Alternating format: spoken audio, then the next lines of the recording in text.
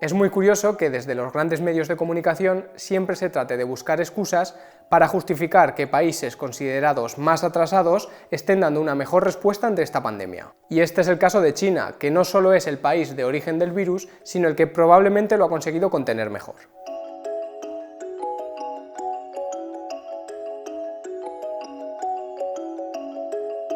Hay que dejar claro desde el principio que nosotros no somos expertos en esto. Simplemente nos mueve la curiosidad de entender por qué tenemos que aceptar como inevitable esta situación, si existen países que están logrando controlarla y donde los estragos son mucho menores.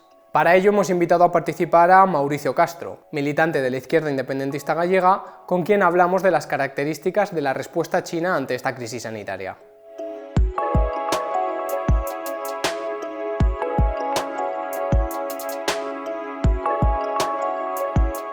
Sobre China y el coronavirus se dicen muchas cosas, y más allá de teorías conspirativas, no es muy común ni aceptado por la opinión pública occidental el tenerla como referente en cuestiones sanitarias, porque es una terrible dictadura que encarcela a los ciudadanos en sus casas para frenar la propagación del virus, ¿no?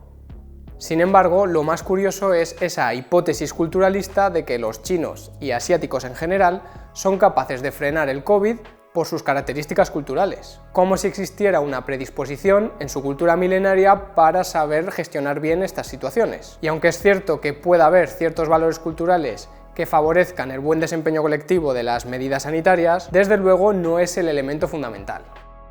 Eu falaría máis, en primeiro lugar, da experiencia recente que existe nos países da área asiática en relación á anterior epidemia que houve co SARS no ano 2003. Entón, tamén é certo que esa mesma experiencia existía noutros contextos desa rexión asiática, como por exemplo no indiano.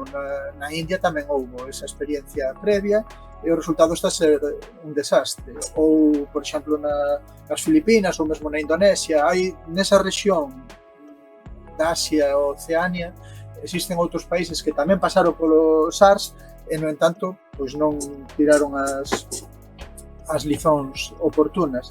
Sin duda no es la cuestión cultural lo que explica el triunfo chino sobre el virus, sino más bien cuestiones de tipo político, que responden no a los intereses de empresas privadas, sino al interés general, algo que comparte con otros países que tampoco son muy populares en Occidente.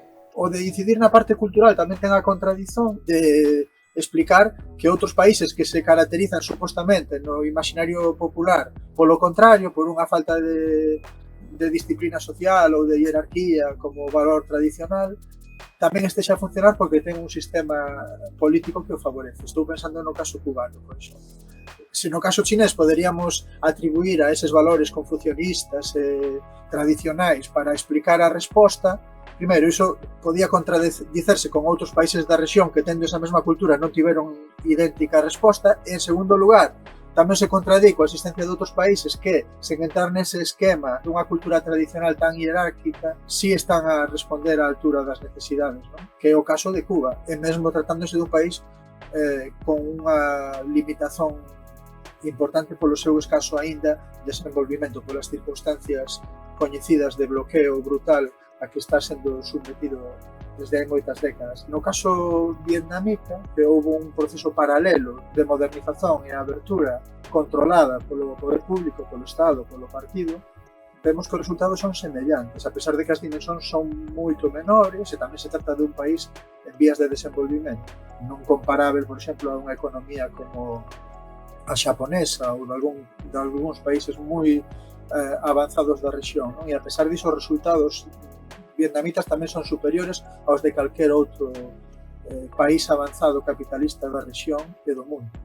Y es que en China la respuesta de las autoridades no fue únicamente del Estado y las instituciones. El gobierno declaró la guerra popular contra el virus, movilizando al pueblo y a los más de 90 millones de miembros del Partido Comunista. En las primeras semanas del brote se realizaron intensos confinamientos por barrios, pueblos o incluso regiones. Y mientras aquí veíamos aquello como una medida cruel de la dictadura china, allí se movilizaban los comités vecinales para asegurar el cumplimiento estricto de las medidas sanitarias. Su tarea era asegurarse de satisfacer todas las necesidades de los vecinos en confinamiento.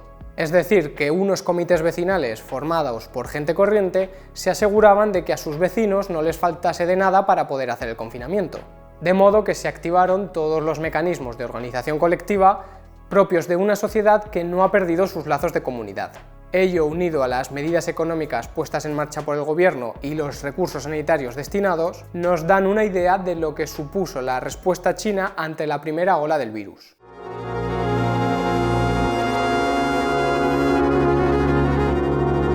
No plano máis puramente económico, asistimos a unha diferencia sustancial entre a resposta de países como a China ou tamén o Vietnam ou Cuba a que se dá nos países occidentais, mesmo nos máis desenvolvidos ou que tiñamos por máis avanzados.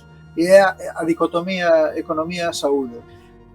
Digo que esa dicotomía, que é moi clara no caso dos grandes estados capitalistas occidentais, na China foi resolvida no plano práctico entendendo que non pode haber funcionamento económico favorável á maioría, que é do que se trata, se non hai un controlo sanitario efectivo e estricto. Sin duda, una respuesta rápida y contundente en las medidas de confinamiento fueron fundamentales para frenar la expansión del virus, pero de igual importancia fueron las medidas económicas puestas en marcha por el gobierno chino, que se ha preocupado por mantener el tejido productivo a través de una política económica expansiva. Creo que é importante salientar o papel que o sector financeiro público ten no caso da China para permitir que os poderes públicos fagan todos os investimentos necesarios, sen preocuparse polo rendimento ou pola lucratividade inmediata das actividades económicas. Digamos que cada un fai a guerra polo seu lado e o Estado ou o goberno se ve presionado polos diferentes sectores e sometido á presión de lobbies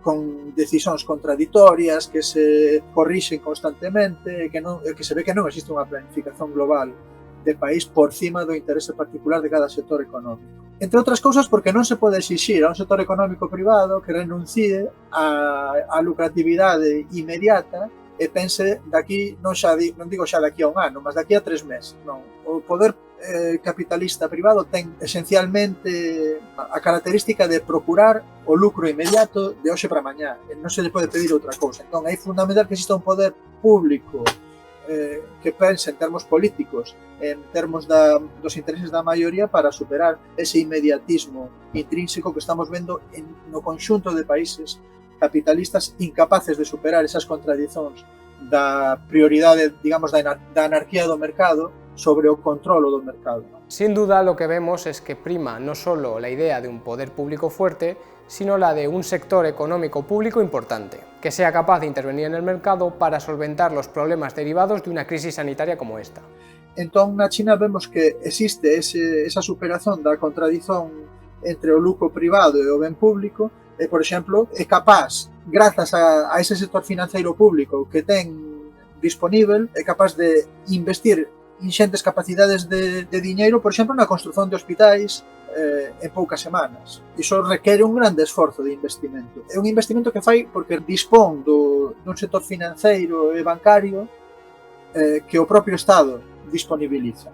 É o poder político o que establece a función e o papel que debe desempeñar cada un en cada momento. E non ao contrario. Digamos que a lógica está totalmente invertida en relación ao que nós estamos habituados a ver aquí. E ali a burguesía, que existe, é verdade que iso cría moitas contradicións, mas a día de hoxe podemos dizer, en unha pandemia, en unha crise como esta, vese moi claramente que está sob controlo, está controlada.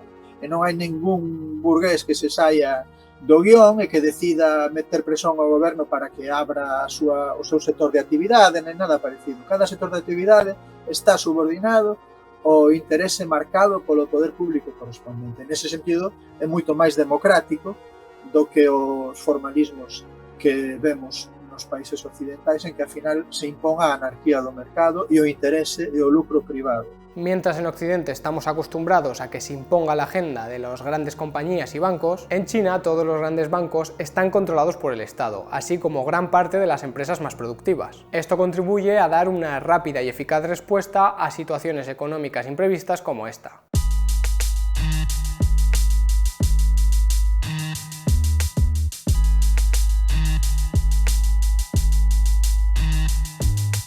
A nivel sanitario, la batalla que ha ganado China sin duda es la de la detección, el rastreo y los confinamientos preventivos, pues sencillamente con una gran disciplina social y con las medidas económicas y sanitarias adecuadas. Aparte de las innovaciones tecnológicas que se ve en el desarrollo de aplicaciones que sí son usadas por la población, existe un hecho fundamental. El Estado se ha encargado de que nadie tenga que pasar penurias a causa de las medidas anti-COVID. Si tú no tienes miedo de perder tu empleo por tener que hacer una cuarentena, si no temes caer en la pobreza por salir a trabajar porque no trabajas en B, y si el Estado te ayuda a ti y a tu empresa para que podáis pasar el mal trago, es mucho más probable que surja eso de la disciplina social en cuanto a las medidas sanitarias. Además de un factor sociopolítico fundamental. Si existe un compromiso colectivo de superar la pandemia encabezado por gobierno e instituciones, es mucho más probable que la ciudadanía se lo tome en serio y no anteponga su individualidad a los intereses colectivos. Y esto es un gran contraste con lo que vivimos en Occidente, donde las autoridades y los estados parecen haberse rendido ante el virus. En cada mensaje, entre palabra grandilocuente y triunfalista, parece que nos estén diciendo que somos nosotros los responsables de cuidar de nosotros mismos. Algo que no es verdad, porque se trata de un problema colectivo que no admite soluciones individuales. Por tanto, a los gobiernos occidentales que no han invertido en mejorar la sanidad y en el rastreo, solo les queda acabar yendo detrás del virus, poniendo parches fatales como confinamientos, cierres, amenazas de represión y toques de queda cuando ya no queda otra solución. Es, sin duda, la demostración de nuestro fracaso como sociedades occidentales ante un problema sanitario que nos desborda. Creo que, así a modo de síntese, podemos dicer que a grande diferenza da China en relación aos estados do mundo capitalista non é evidentemente a existencia ou non de mercado, porque na China tamén há mercado e con participación de axentes privados. No mínimo, na transición socialista en que a China e outros países están embarcados, tamén se está conservando o mercado. Entón, a diferenza é o papel que ten ese mercado.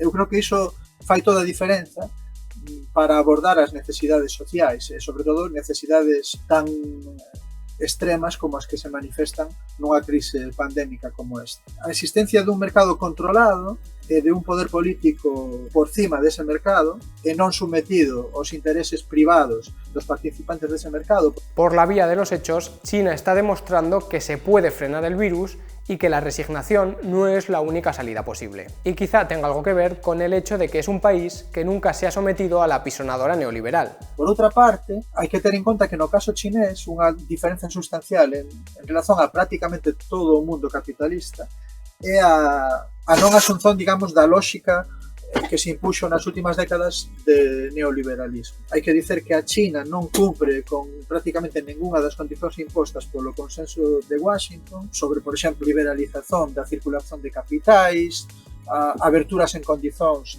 aos capitais estranxeiros. Non, a China contraría todos eses principios. Tamén quería acabar dicendo que non se trata tampouco de considerar de maneira idealista que a China xa está introducida no socialismo de maneira irreversible e que nada pode sair mal, porque a experiencia dinos que na historia non hai nada feito, non? E os procesos son contraditorios e as derivas que podan acontecer son ás veces imprevisibles. Mas si podemos dicer que até hoxe pandemías como a que actualmente asistimos demostran que o controlo do poder na China continúa do lado da maioría, está ao servizo da maioría e utiliza os axentes económicos que están ali presentes sempre a favor deses intereses. Esa creo que é a grande ensinanza que debíamos extender aos nosos povos. Es importante ser críticos, pero también es importante reconocer la buena gestión cuando se produce. Así que quizá no sea mala idea empezar a exigir a nuestros responsables políticos e instituciones que comiencen a aprender de la experiencia china.